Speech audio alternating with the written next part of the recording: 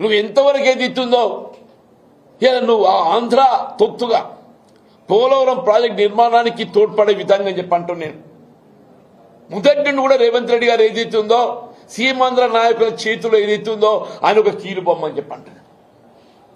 ఆయన 2015లో ఇవాళ శాసనసభ స్థానానికి జరుగుతున్నటువంటి ఒక ఎమ్మెల్సీ ఎన్నికల్లో ఆనాటి టీఆర్ఎస్ ప్రభుత్వాన్ని అస్థిరపరచాలని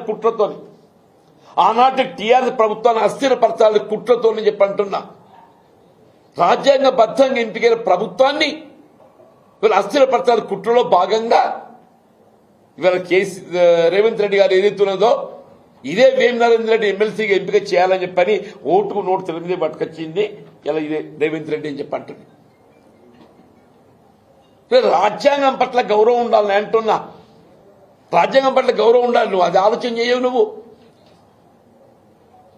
వీళ్ళు కేసీఆర్ గారు అట్టుగా గొప్ప నాయకుని గురించి ఇంత చులకన మాట్లాడటం నువ్వు వ్యక్తిగతంగా దూషణలు ఏదైతే ఉందో సరైనదిగా ఎన్నడూ వ్యక్తిగత దూషణ చేయలేదు. మేము మార్పు కావాలని కోరుతున్నాం. ఈ రాష్ట్రాన్ని పట్టిన శని పీడ విరడ కావాలని కోరిన రేవంత్ రెడ్డి ఈ రాష్ట్రాన్ని పట్టిన శని పీడ విరడ కావాలని కోరినని చెప్పంటున్నాను. రాష్ట్రానికి తిరోగమన చర్యలు తీసుకెళ్తున్నాం కాబట్టి మార్పు కావాలని కోరినని చెప్పంటున్నాను.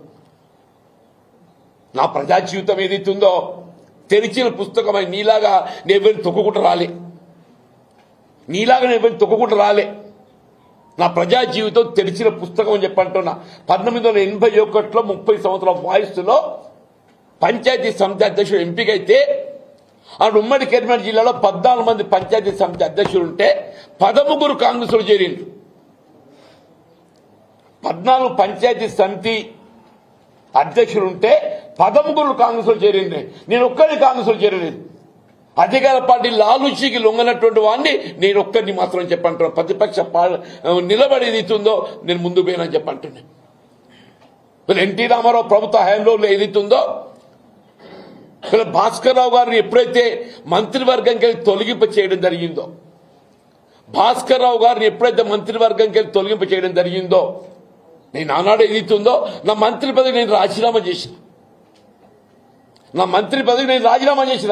నన్ను తొలగించలే.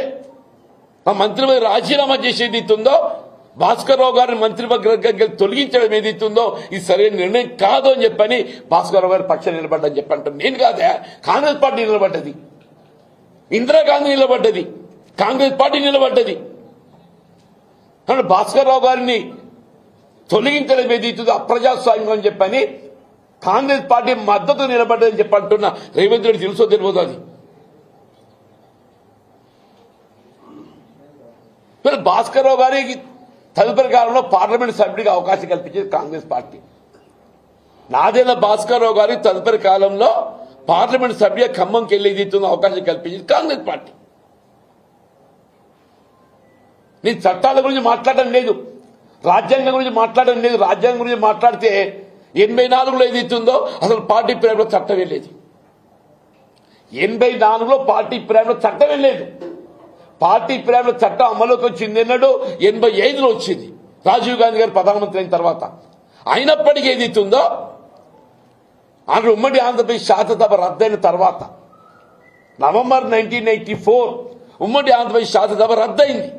ఇది రద్దయిన తర్వాత డిసెంబర్లో ఏదైతుందో పార్లమెంట్ ఎన్నికలు వస్తే పెద్ద చొక్కారావు గారు పార్లమెంట్ సభ్యుడిగా కాంగ్రెస్ పార్టీ అభ్యర్థి పోటీ చేస్తే ఏదైతుందో మేమందరం కాంగ్రెస్ పార్టీ మద్దతు తెలిపామని చెప్పంటారు. నీలాగా అప్రజాస్వామికంగా రాజ్యాంగ నిబంధనలు ఉల్లంఘించి కాదు, రాజ్యాంగం పట్ల గౌరవం ఉన్నటువంటి ఒక నిబద్ధత గల నాయకుడిగా మా ప్రజా జీవితం కొనసాగిందని చెప్పంటున్నా. మేము ఆనాడైనా ఈనాడైనా ఎన్నడైనా రాజ్యాంగ నిబంధనలు కట్టుబడి మా ప్రయాణం కొనసాగిందని చెప్పంటున్నా. 2014లో నేను ఒకే ఒక్క శాసన తప్పినాయా.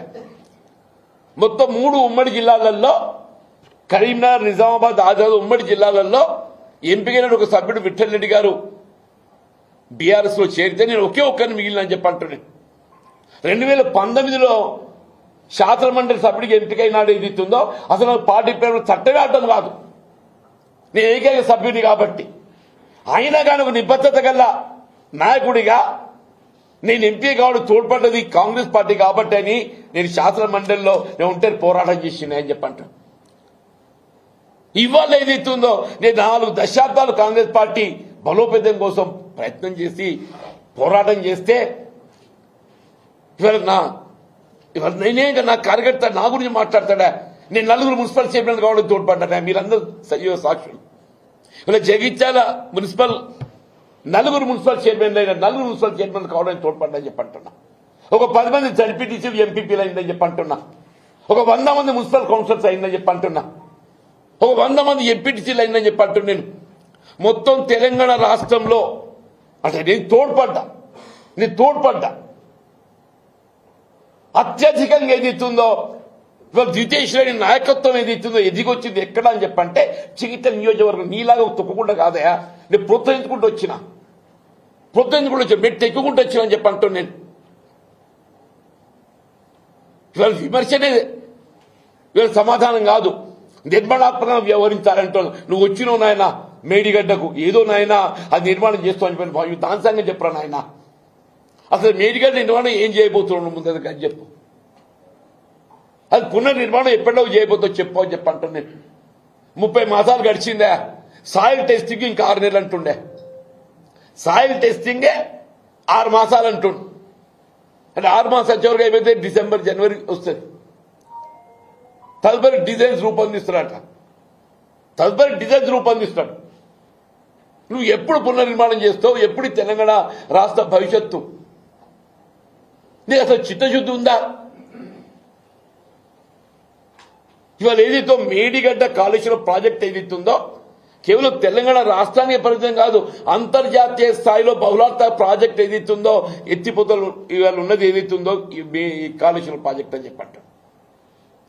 నువ్వు నిజంగా 9 మీద కడితే కట్టున్నావు, నీకు చేత కాదు. ఇలా మళ్ళీ భవిష్యత్తులో ఏదైతుందో ఇలా మేడిగడ్డ పునర్నిర్మాణం చేయబడాలంటే నీ చేత ఐదో కామో తెలియదు కానీ కేసీఆర్ గారి యొక్క నాయకత్వం లోపల యావత్ తెలంగాణ రాష్ట్రానికి జీవనాధారమైనటువంటి యొక్క మేడిగడ్డ బ్యారేజ్ పునరుద్ధరణ చేసి యావత్ తెలంగాణ రాష్ట్ర సస్యశ్యామలమయ్యే విధంగా సాగునీరు త్రాగునీరు అందింపజేయటం బీఆర్ఎస్ పార్టీ కేసీఆర్ గారితో మాత్రమే సాధ్యమవుతుందని చెప్పి పేర్కొంటామని చెప్పంటారు.